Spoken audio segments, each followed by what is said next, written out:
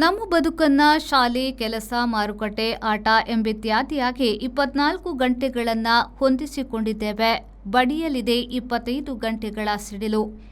NASA ಮತ್ತು Toronto ವಿಶ್ವವಿದ್ಯಾನಿಲಯದ Norman ಮರ್ರೆ ನೇತೃತ್ವದ ತಂಡವು ನಮ್ಮ ದಿನ 25 ಗಂಟೆಗಳಾಗುವುದರ ಬಗೆಗೆ ಸಂಶೋಧನೆ ನಡೆಸಿದ್ದಾರೆ.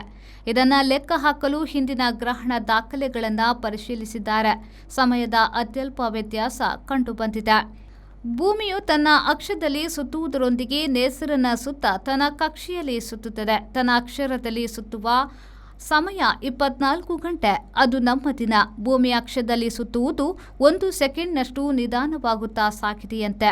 ಲೆಕ್ಕಾಚಾರದ ಪ್ರಕಾರ 200 ಕೋಟಿ ವರ್ಷದಲ್ಲಿ 1 ಗಂಟೆ ವ್ಯತ್ಯಾಸ ಸಾಧ್ಯ.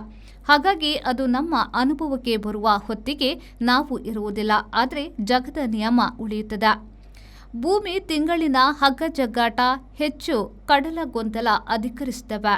ಮುಂದೊಂದು ದಿನ ವರ್ಷಕ್ಕೆ 365 ದಿನ ಇರಲಾರದು ಎಂಬ ಅನುಮಾನವೂ ಇದೆ. ವಿಜ್ಞಾನಿಗಳು ಇದು ಜನಸಾಮಾನ್ಯರ ಅರಿವಿಗೆ ಬರುವುದಕ್ಕೆ ಮುಂಚೆ ತಲೆಮಾರು ಬದಲಾಗಿರುತ್ತದೆ.